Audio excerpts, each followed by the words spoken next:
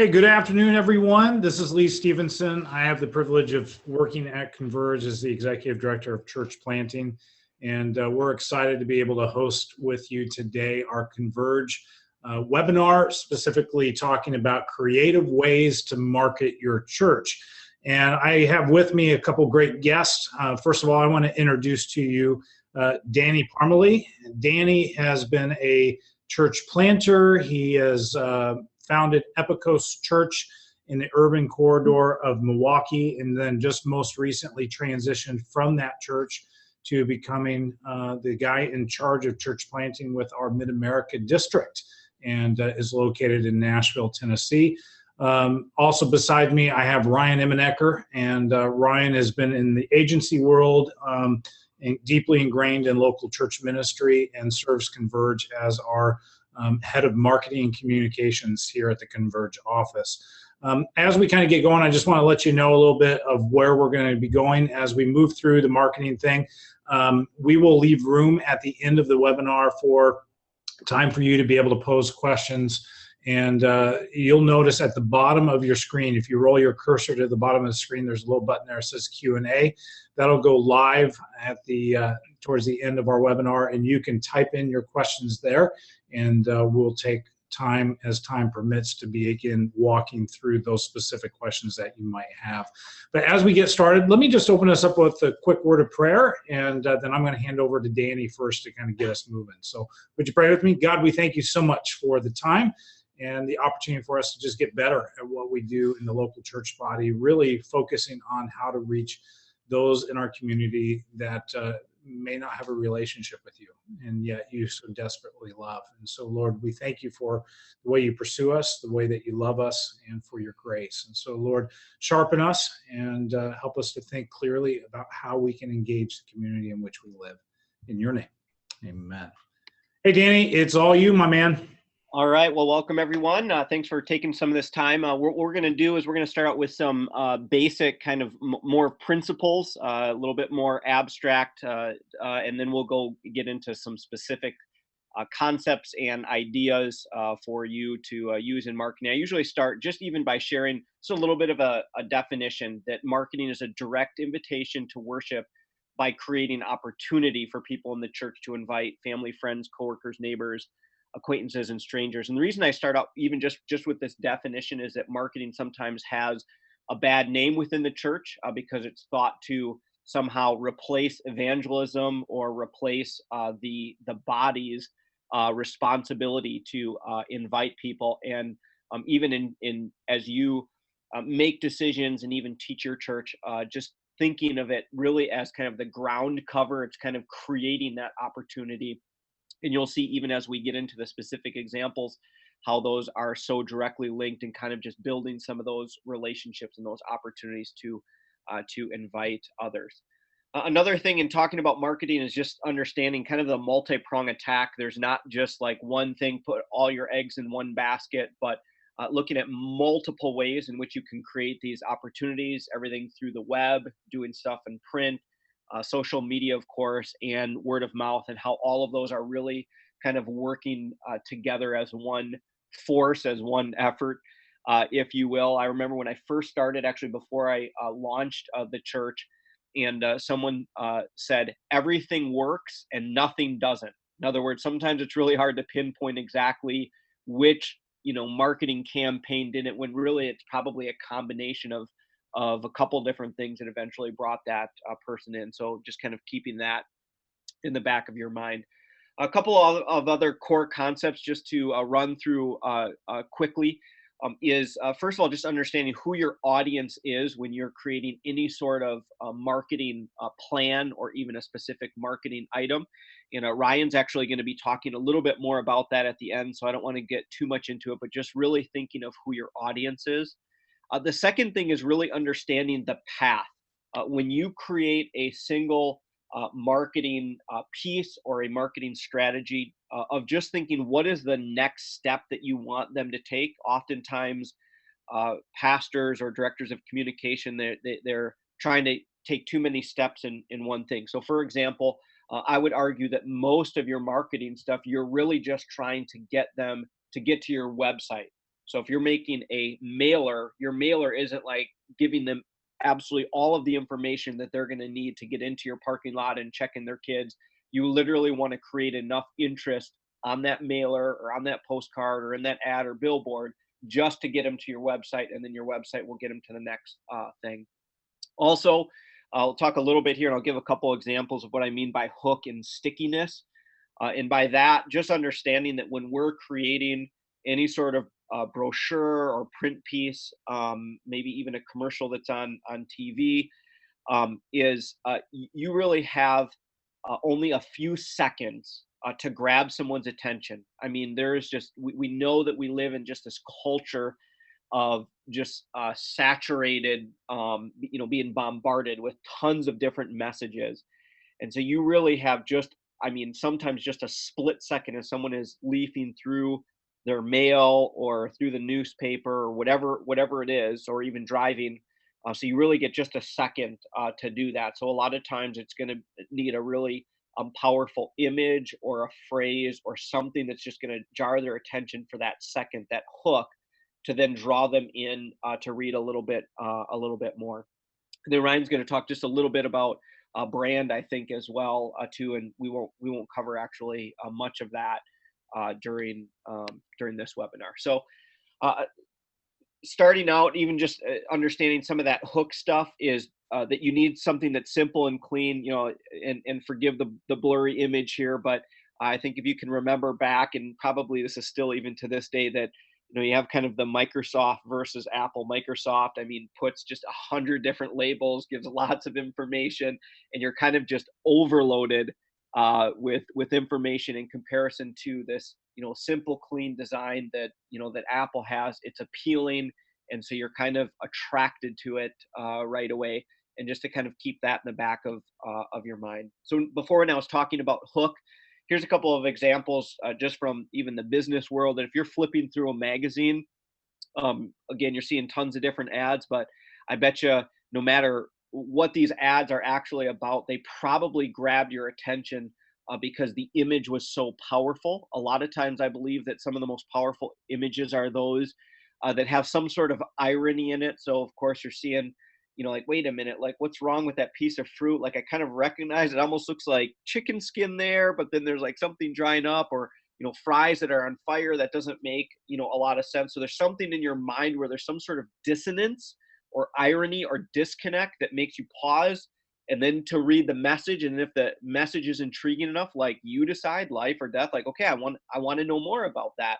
So that grabs your attention enough to then bring you in a little bit deeper to the message that they are, trying to convey. And I'll give a church example of that in a little bit.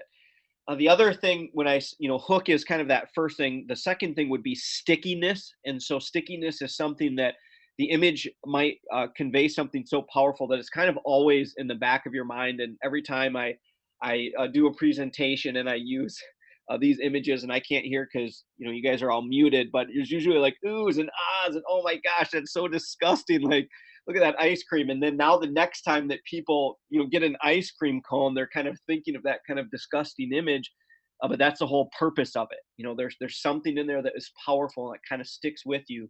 And so if there's something that even in the core concept of your branding or of your church that you're going to convey, you have a great opportunity to be able to do that. And same with the keys that are there as well. Okay, so we're going to shift now. As I said, path. A lot of your initial stuff is just trying to get them to your web. And once you get them to your web, that's a huge step. And we know that the website really is the front door of the church, and just kind of keeping that in mind. I'm going to be using a lot of examples here from Epicos Church, the church that I planted. It's not saying that that's the only way to do it, or the that we're the best at it, but those are examples that I kind of had. And I think that some of the things that are really important, as you'll see on our website, are service times and locations. I can't tell you how many churches I visited where I went to their website and it took me about like 5 minutes to really like hunt down and figure out what time are the services. Now, I really wanted to go to that church, but there may be visitors who they were kind of intrigued by the billboard that you had up or the mailer, and then they just eventually just kind of give up and finding the service time, or if you have outdated service times, which that actually happened to me recently, that I took time to go to a church and they hadn't updated their web, and had the wrong service time, and I was actually standing out in the rain. This was actually within the last couple months, standing out in the rain and wondering what in the world's going on here, and they had changed the service times and hadn't updated their web. The other thing to think about is that I think that it's important that your web site, especially on that homepage, is kind of giving a little bit of the feel of the worship experience, and this can be done definitely by photography. So you'll see here that there's even a picture of kind of what it's going to look like a little bit, but even sometimes the colors that you're going to use. So we tend to have worship services that are, it's dark with lights. Now, if you're the reverse and you have very lit and you have natural sunlight, then maybe you want to have a background that's kind of more bright white and is going to give kind of portray that feeling to it.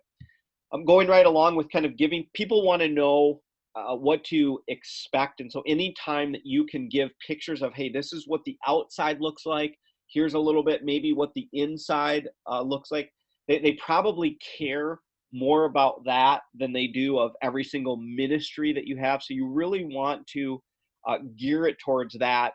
A person who has never been to your church before, and I would even say that with the homepage, which I kind of skipped over, is just making sure that you're concentrating and focusing on that person who has never been there before, and to kind of view your website with their eyes. What do they need to know? Thinking of that path.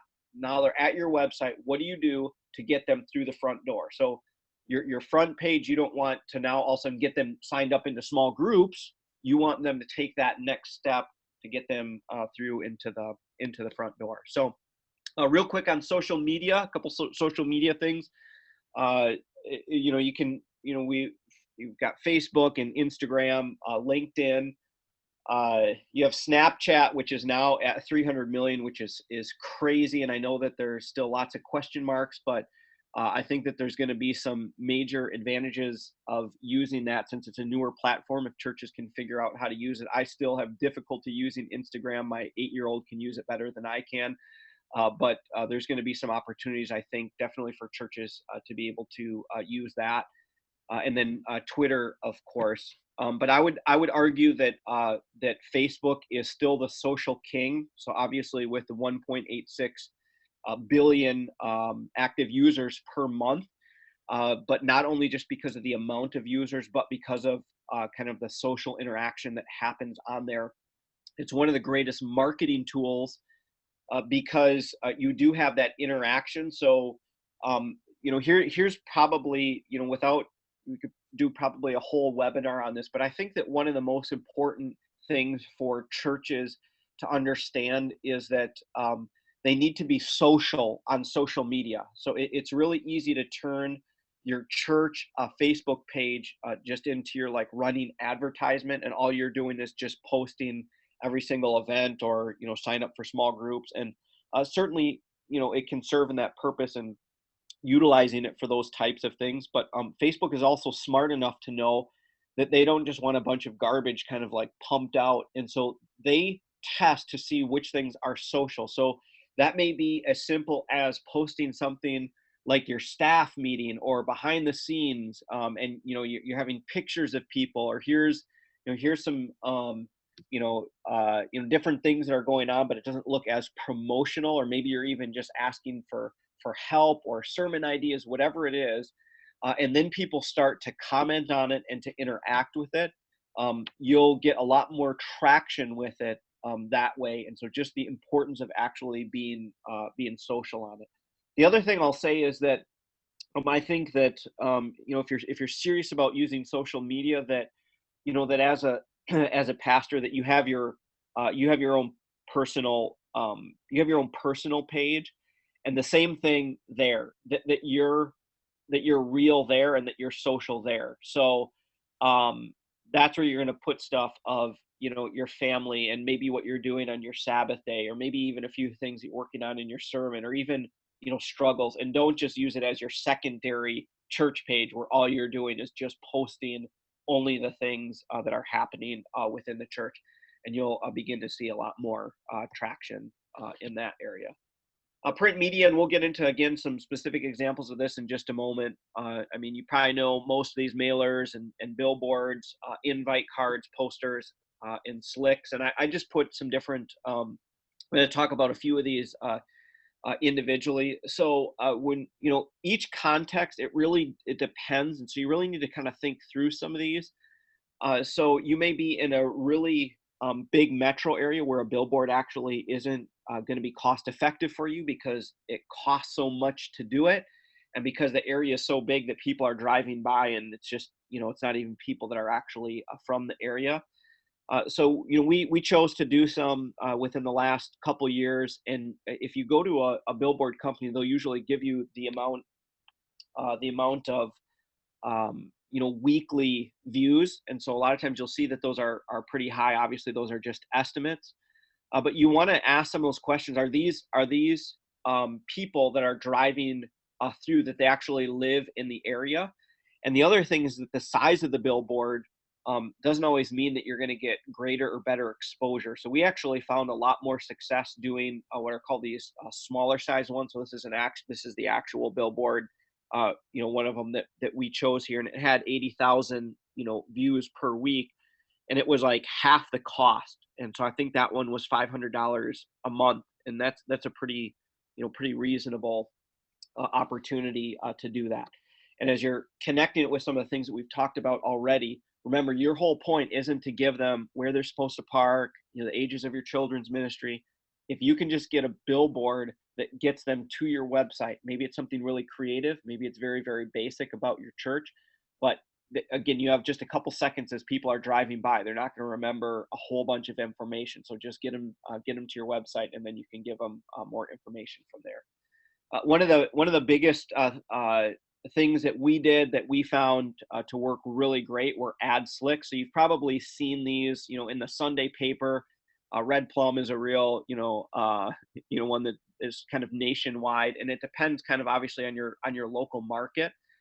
But these cost only between 3 and 5 cents per page, and that's 8.5 by 11.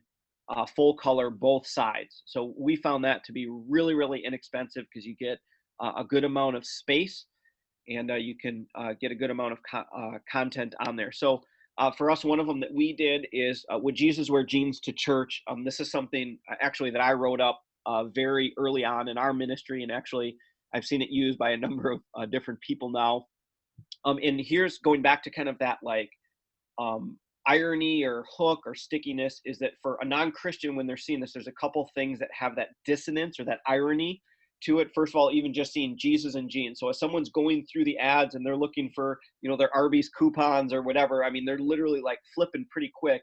You need something that will grab attention. And so it's like Jesus and jeans. Okay, those two things don't go together. Tattoos in the Bible, those don't go together. Jesus and this little Epikos church or Epikos church in the Bible, like there's just a couple different things that might kind of jog your attention enough when you really have just a few seconds to do it. And then once you have enough attention, then you can flip it over on the back and, okay, so I get a little bit of an idea of who these people are, a little bit of the message here. So the message kind of goes into, okay, it gives a little bit of a feel of the church. And then of course, some more of the content as far as, location, and ultimately, of course, what do we want? We want them to go to the website, find out more information there. So mailers, if you've done mailers before, they're about 16 to 21 cents. If you're mailing those out, like I said before, the ad slicks are about 3 to 6 cents. Billboards, 500, per month. Again, this totally depends on your city and metro area. It could be quite different there. Invite cards are little business card size things. And I'll talk about apparel in a little bit. I'm not going to spend too much time on mass media. The one thing I'll say is that some people think that mass media is really, really great because of just the millions of people that you can reach. But if people aren't willing to drive that far, you could be, even though you're reaching millions of people, you're reaching people that will never come to your church. So you got to kind of take that into consideration. We waited to even do like TV stuff until we were multi-site, so that geographically we were in a larger area. So here's a couple creative marketing ideas. Some of these are from our church, some are from some other churches. Sponsoring sports events or fields. We had a nationwide bike race that was right next to our church, and so we would buy one of the little placards there, and then in combination with that, we would have people show up and wear their Epicos t-shirts, and it kind of created a good kind of synergy there. You can do baseball fields. Now, again, a lot of this depends on your context. You may have a partnership with a school or something like that. Those are great opportunities to kind of double down on that kind of relational investment. And then you've got bystanders, people in the stands are sitting there watching those types of things. One of the things that we love to do is to give away snow cones, or people give away hot chocolate in winter months. And we would do this at area festivals. And it's just a great way to kind of just give something away. And you get lots of opportunity to just talk with people, and then if they want more information, you can give them those. But just being involved with the community, it's also great training ground, kind of pre-evangelism for your entire church. So instead of just mailing out mailers, you're getting your people involved, and they're kind of catching that heart for evangelism. Partnering with nonprofits. One thing that we did for a number of years in a row, instead of having a Good Friday service, we would do a Good Friday blood drive with our local blood center, and kind of use this as an opportunity. Our people would serve in the church, but there would be people outside of the church who would just participate in this. And of course, this led to news coverage as well, because news people thought that it was creative and fun and different than your traditional kind of Good Friday service. And we actually held it at our church, so they would clear out a whole room and set up the entire blood center right there. Chalk and chalk artists, especially if you're near a university, you can do this on first days of schools or big events that you're doing. Otherwise, if you're in a community, if there's some sort of community fair, and if you have a chalk artist or artist within your church, it's a great way to get them involved. People love to kind of just congregate around and kind of watch it in the making. Volunteering at community parades. This is the gift that kept on giving for us, is we volunteered to just help in the parade, and we got a spot in the parade. And then over the years, then the community asked us to be, that's actually Frank, our youth pastor. He's one of the wise men, but we've had Mary and Joseph at the front of the parade be Epicos people, and just being involved in the community. And then of course you can connect it with other things, giving out hot chocolate or some of those other things. So just thinking of parades, 4th of July, Christmas, things within the community. This is actually from Grace River Church in the St. Louis area. Chris Heifeld, they did this just this last Easter. They did an egg drop, and that's actually his wife up there dropping the Easter eggs out of there. And you can just see that they had hundreds of people from the community showing up for that. And so this is just a great way to do it. Now, more and more churches are doing Easter egg hunts, so you can think of different variations of that. I heard of a church that was doing Easter egg hunt at night, so you could also like change the context of it. If you are in an urban context, you have lots of young people coming, glow stick, scavenger hunt, whatever you want, just different things that the community would be involved in. And one of the things that we kind of always said as our kind of outreach or marketing programs, we want to do stuff that was fun, that we would want to go to. As soon as you set up an outreach that you've got to like beg your people to come to, it's probably an indicator that other people aren't going to want to go to it either. So do stuff that's fun. Novelty items for college students, especially if you're, again, if this is more if you're near a college campus. And we did co-branding, so we did it with Campus Crusade for Christ, or you could do it yourself. We would hand out Frisbees on that first week, and one of the big ones that we did is we did glow-in-the-dark mugs. And some people would say maybe this is a little bit controversial, but I'll tell you what, we had the Epicos Church and mugs, and yes, we know that many college students, even though we gave it away with a can of Coke, that it was used for beer and partying, but we have had students that would come to church after nights of partying, and then be reminded with that little mug that was sitting there on the shelf. And so we just found that to be just a really good way in the beginning to reach out to non-believers. Sports camps take a lot of energy, a lot of time, but if you have people in your church that are talented in an area, providing this for the community, it's a great way to serve, to engage the community. and to get people involved that way. If you have a building, so this maybe isn't as much for church planters if you don't have a building yet, but just hosting hosting an event at your church. So maybe it's a maker's market. Say, hey, you can contact people and they'll invite their friends. Battle of the Bands. A picture here on the side. We had an extreme sports show. We had professional BMX bikers that came and we blocked off the street and had them doing jumps and all sorts of crazy stuff. Gaming competition, whatever it is, just getting people kind of through the doors of your church without some sort of hard sell or, sometimes even, without even a hard invitation at the end, but just getting people through the doors of the church. So here's a couple minutes here. Let me just whip through these free marketing ideas. Apparel, if you can do stuff that's not just kind of your classic logo, or a shirt that looks like that you got free from running your 5K. The Stylist Proud one is we designed this for the suburb that we were in specifically, and these ended up selling then and kind of caught on that everybody in the community started wearing them, and it was just a small little Epicos emblem on the side. And then same with our East Side location and then Milwaukee United. And I say it's free because obviously you can sell it and people love it. So the next one is use your bulletin shell as a poster. So here's one, this is the inside, this information stays the same for us. And then the outside is actually a poster. So we tell people each, from time to time, hey, take that bulletin shell, don't recycle it, go pin that up somewhere. And so since you're paying for a bulletin shell already, and these cost 5 cents. So you use those every single Sunday and then you kind of give them out to people. Writing press releases for stuff. So, Journal Sentinel, where we are, have about 400,000 in circulation, and you just invite the religion writer or send a press release out so that you can have people from your local TV station or local radio or newspaper come and for the launch of our third campus. They came out and we got on the front page of the Metro paper, and you want to talk about great free marketing. That's a good one. So same thing. News came out for our location launch of our north side.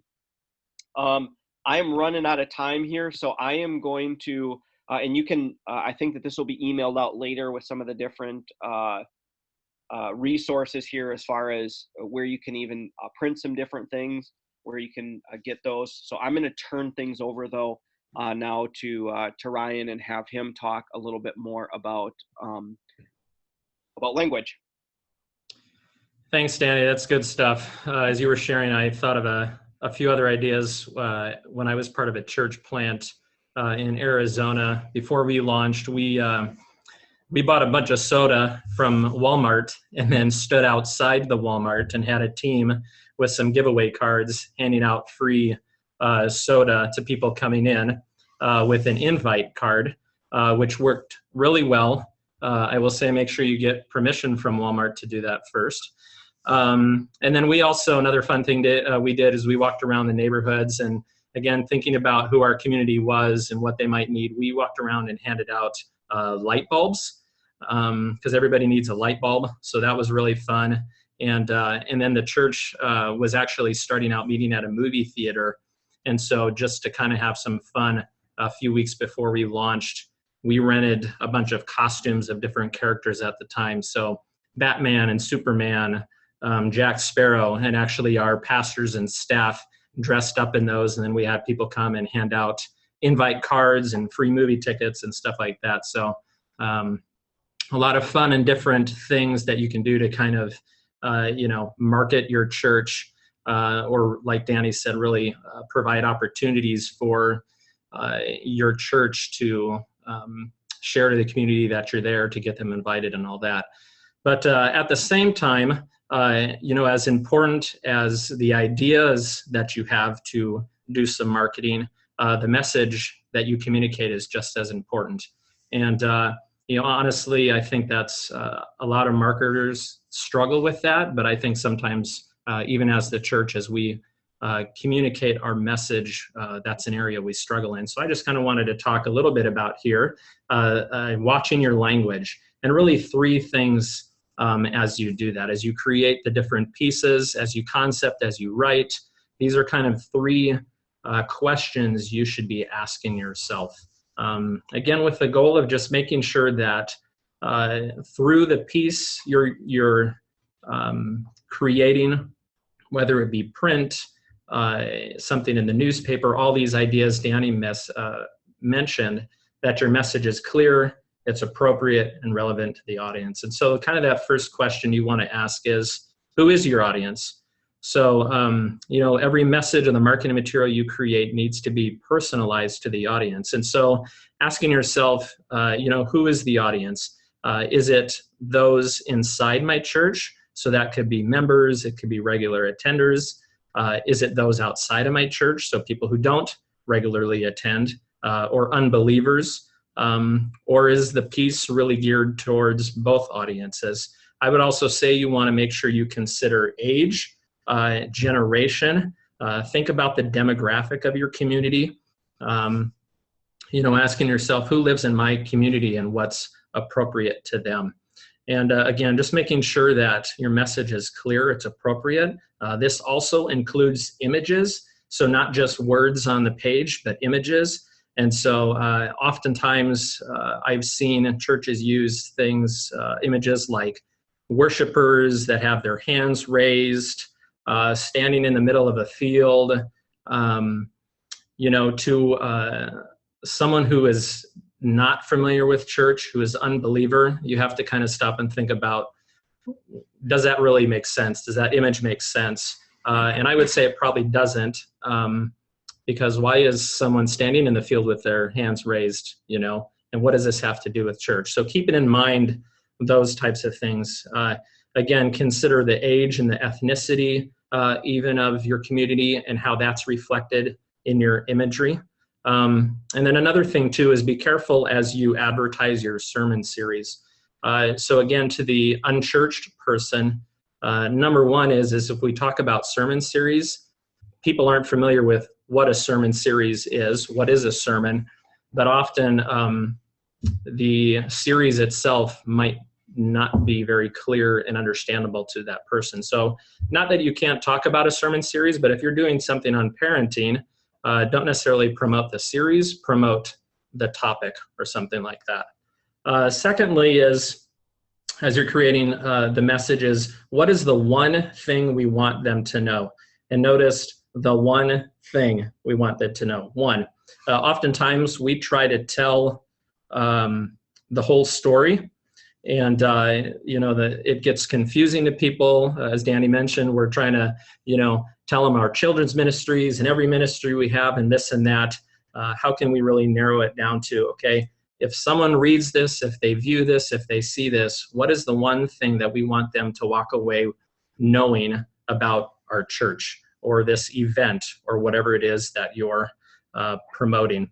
Be careful as you writing your messages, making sure they're clear. Make sure you're not using Christianese. So words like worship, service, again, to an unbeliever, what is worship? That might be taken out of context. One of the ones I've been seeing lately is quote unquote, let's do life together. To the unchurched, that could sound like maybe you're looking for a cellmate in prison, and that could come across, very bad. So I think some of that Christianese church type language you want to be careful of using. And I would also say keep it short and simple. Again, you don't have to tell the whole story. The point of the communication is just to get them to take that next step, whether that be going to your church or attending an event or something like that. And one of the sayings that we have around here as we look at each of our pieces is clear beats clever every time. So it's great to be fun, to do some clever ideas and those kind of things, but if it's not clear, then you can spend a lot of time and money and the piece can fail for you. And so at the end of the day, it's got to be clear and understandable for the audience. And then last and most important is, what is the one thing we want them to do? And so that really is what's that one clear call to action? So what's that next step? For example, you might, as you see in this card here, this was a grand opening card that a church plant used.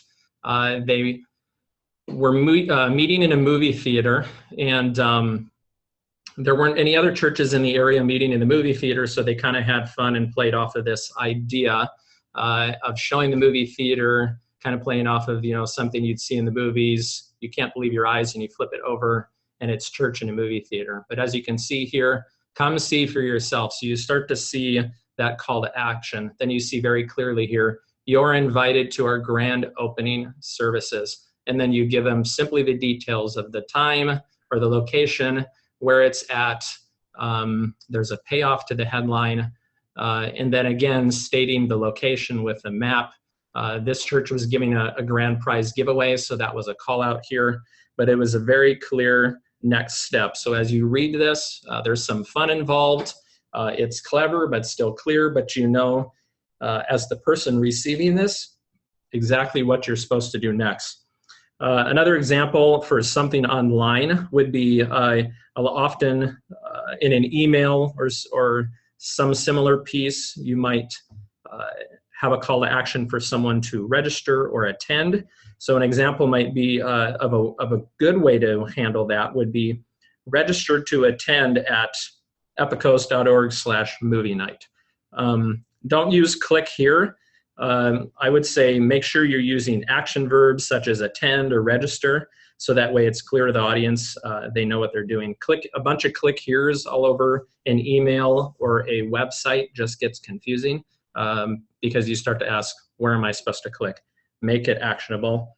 And make sure it's one clear call to action. Oftentimes in pieces, we're asking people to do too many things. Narrow it down to one, maybe two, depending on the piece. If you're creating a newsletter and there are short blurbs, it's okay for each blurb to have one call to action. But if it's an email promo or something like that, or a direct mail piece, print, have one clear call to action. It is, as Danny mentioned, oftentimes it's best to send them to the website because that's where you can tell them the rest of the story about your church and let a person explore. But make sure that it's really, really clear. And also, this seems obvious, but in all of your materials, make sure you answer, especially if it's an invite to an event or something like that, make sure you answer the who, what, when, where, and why. I've seen oftentimes where that doesn't get answered. And especially if you're not going to be able to drive them to the website where you can answer all of those, make sure you've got the basics in there. And then lastly, after you've put all this hard work in, time, money, thought, energy into the marketing piece, I think oftentimes we can do a great job getting people to the church, and then it kind of falls apart from there. And so I would say as you market, as you invite, make sure on the other side of that, that when they attend your church, they come, you actually follow through. And so does the experience reflect the message? So you've communicated a message in your materials, and when they show up to your door, does that experience reflect what you've said? So a couple of things to think about is make sure you fulfill on the promise of your message. Actually be ready to welcome your guests.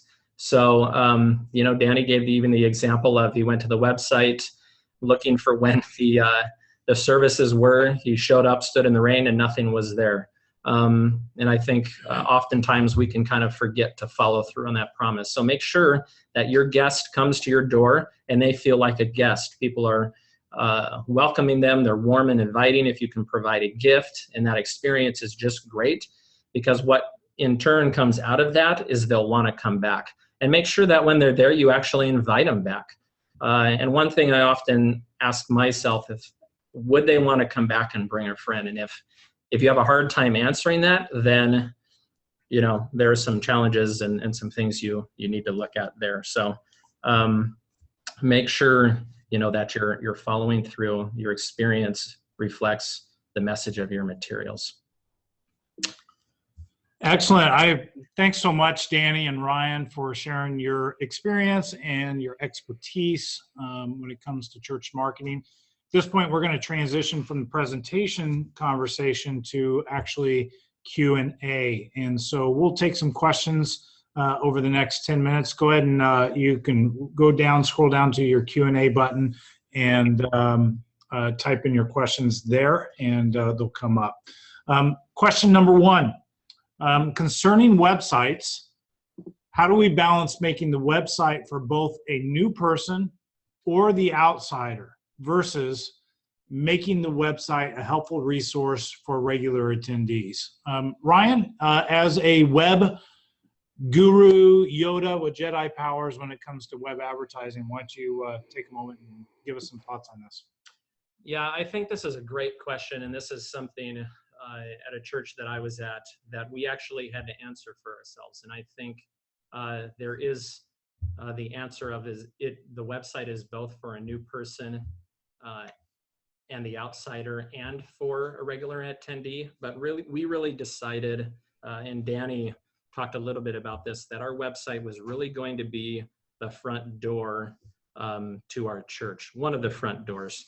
And we actually realized, even just we didn't run any surveys or anything like that, but just with talking with people, we realized that people at our church throughout the week didn't hang out on our website.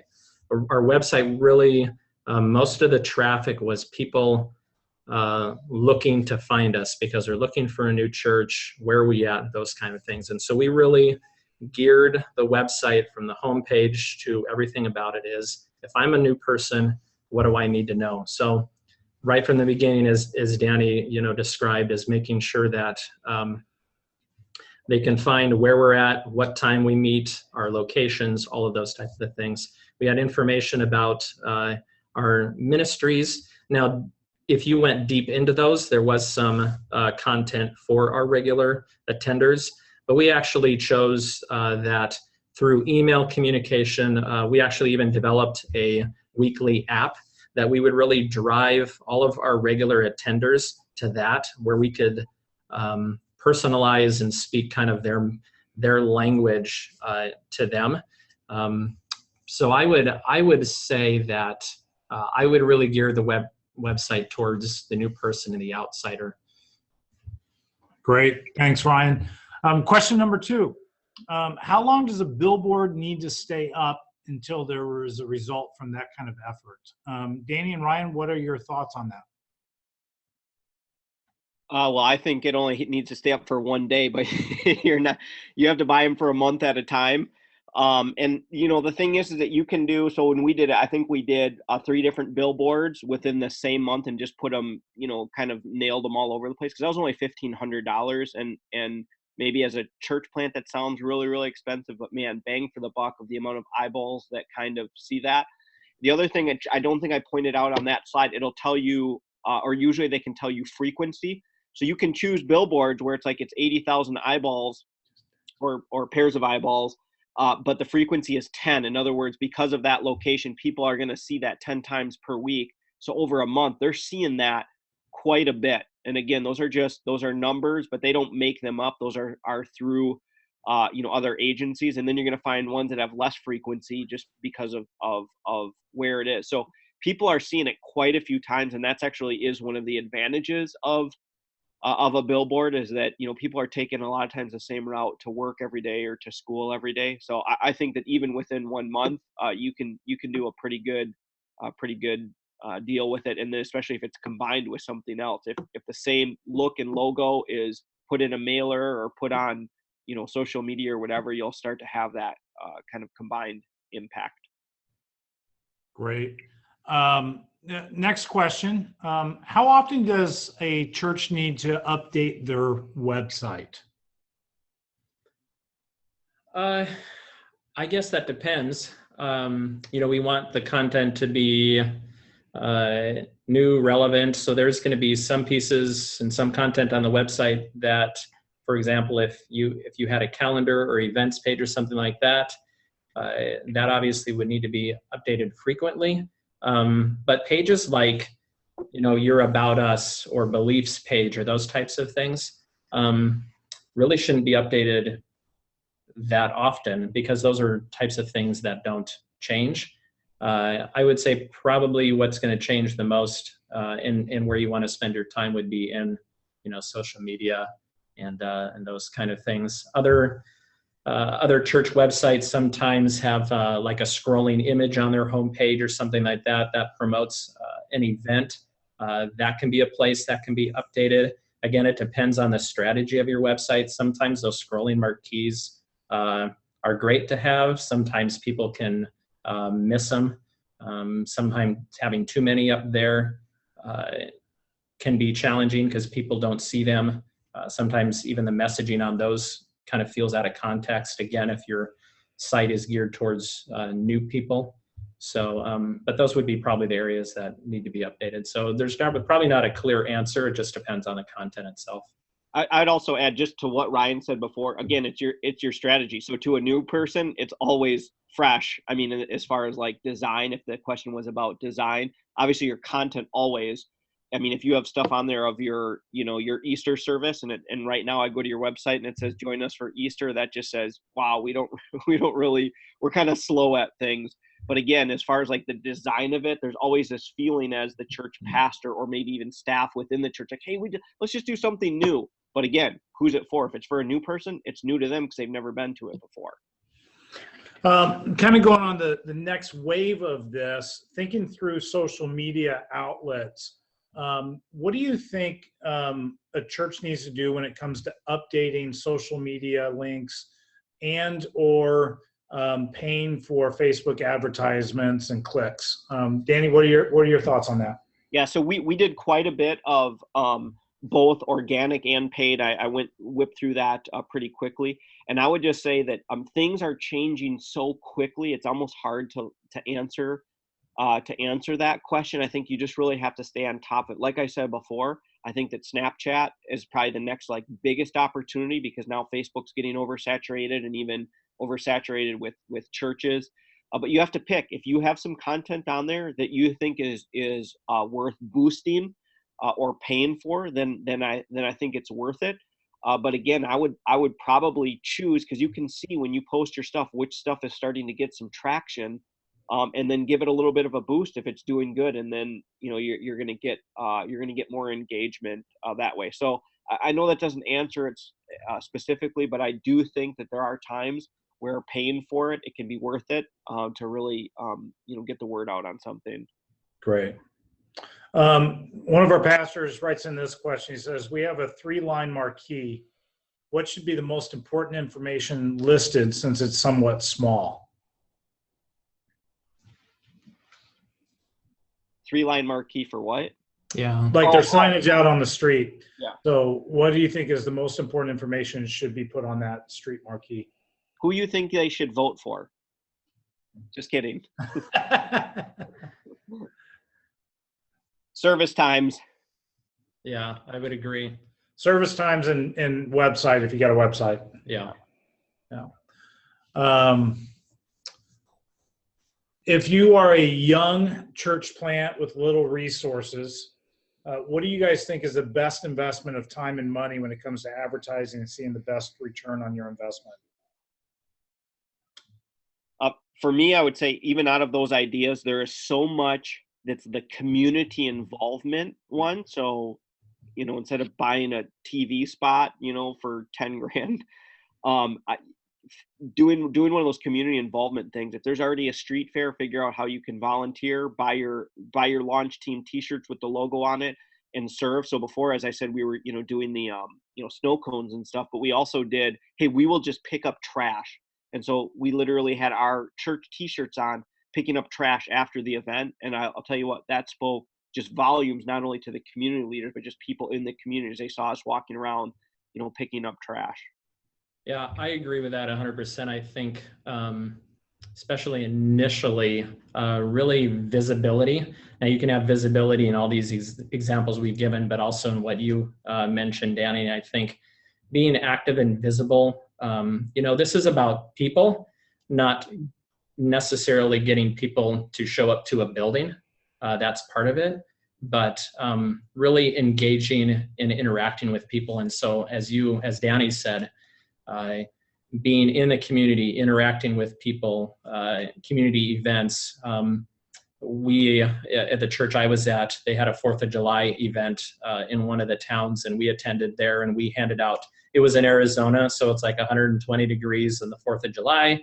So we had a booth and we handed out popsicles and had t-shirts also, and walked around and got a chance to personally invite people and tell people about our church and just hand out popsicles, and that worked really great. So I agree with that, is be visible with your people. And then I would also say what worked well for us is signage and clear, specific signage around within a 1 or 2, 3 mile radius of your church over the weekends. We did that for the first few years at their church we were part of, and that was one of the main ways that people heard about us and also attended our churches. So those 2 areas I think are important. Yeah, I'll even add on to that a little bit. One of the great ways to make inroads into the community is through 2 levels. One is the local schools, and I would say even the local high school. If you're close to a high school, the football program owns that high school most likely. And if you can figure out a way to connect with the football program and help them out in ways, the word will get out very quickly in a positive perspective about your church and being community oriented. We did a large food drive for a food bank. And so that'd be the number 2 is partner with those that are already doing missions work in the community. And this food bank was run by people that just had a heart for people. It wasn't a faith-based food bank. And we were able to couple the 2 together, where we connected with the food bank, talked to them about their greatest needs, found out what time of the year was their biggest hole and need for food. And instead of us coming in and saying, here's just a bunch of food, we were able to partner with them to figure out the best way to resource families and challenge those that were within our community to help us fulfill that goal. We went to the local high school, and the coach loved the idea so much that he required each one of his football players to actually fill a box as well. And we were able to drop those off. Food Bank said it was the largest donation that they've ever received in the history of the food bank. And on top of that, they labeled all the boxes of food with our church information, just saying that these were given out of love from our church. I agree with the signage piece as well, that if you can kind of saturate the area with signage, letting people know that you're there every single weekend, that'll go well for you. And our goal was to have 40 to 50 signs on street corners letting people know where we were and how to get to us. And for years, that's how people can continue to respond to how they found our church, was from those signs on the side of the street. Great question here. How do you get the media involved without seeming gimmicky? The media is the question. I'm assuming press. That would be my assumption. So I didn't spend a lot of time on this, but this is what you need to understand, is that those they are looking for stories. You are helping them out. If you write a good press release, which you can look up online, that you basically write quotes that you would want them to put in the newspaper or to repeat when they show up and interview you. They might care about your event, but honestly, it's a job for them, and they're having to come up with content constantly. So if you're able to say things that are newsworthy, that's really helpful. So here's what you have to stay away from, though. They don't care that there's dynamic worship and yada, all the things that you would want to brag to your pastor friends about. But if there's something that's dealing with, racial reconciliation, if it's dealing with even the example that Lee just gave about, donating at a food bank or doing a blood, something within the community, that's something that they're going to want to put on the news, and they want to. I mean, and you establish a relationship, I would have them contacting me saying, hey, what do you have going on for Easter? Are you doing anything unique for this? So they want stories. So if you can pitch it, and it's not about being gimmicky. It's about if they see that you're just trying to do it for free advertising for everyone to show up at your launch service, then they might, figure it out that way. But yeah, it's got to be newsworthy. Ryan, here's a good question for you. Is it better to promote a church plant with short video clips or full sermons? So specifically maybe on the website, I would probably say both. I would think no matter what, you've got to have the sermons on there in a sermon section, because as a new person, and even a new person who maybe is a church goer already, who's been to different churches, they're going to want to hear how the preaching is. So you've got to have that on there. But I think having a short video with, again, showing maybe the experience, the environment, what to expect is important. And having the pastor, the lead pastor, whoever your best communicator is, which is typically the lead pastor on that video, doing a quick, hello, you're invited. Don't invite them to look at your website because they're already there doing it. Invite them to attend a service, come to church, make it very personable. So I say both can be effective. Last question. Do you guys have any good resources for social media and church marketing? Yeah, I would say we have a few minutes left here, but in the presentation here, Danny provided a bunch of links that will actually help you with that. So when this gets sent out to everyone here that's attending, there will be a bunch of links with all those different resources on there. A book too that I would recommend pastors to read that just helps you understand the nature of marketing is simply called Church Marketing 101. And it's written by a guy named Richard Rising. And the premise is it's preparing your church for greater impact. I think you'll enjoy that read, and it is very educational in the way that it just helps those that may have no formal training or education to the marketing to understand the marketing world. Guys, it's been a pleasure being with you today, and I appreciate you tuning in to the conversation that we've had. And I just want you to know that following our webinar, we will be sending out a follow-up email, and in that email, you will find access to the presentation that we've gone through. Second of all, we have our next webinar is planned for just a couple of weeks out. It's called The Art of Mobile, and we're going to be talking about the importance of understanding the mobile world and how do we engage the mobile world in an effective way. And in that, we'll be bringing in some of our strategic partner relationships with Aware3, and you'll hear a little bit more about what we have to offer to our churches there. And then lastly, coming up, this June out in the Seattle area, we'll again be offering our Converge Church Planting 101 class. And if you are a church planter getting ready to launch, maybe you want to sharpen your skills, maybe you're a coach that you want to just refreshen up on the whole process of church planting, I want to highly encourage you, come out and engage us in that 2-day training going on, Church Planting 101. Thanks again for being with us, and we will hopefully see you in a couple of weeks at the Art of Mobile webinar.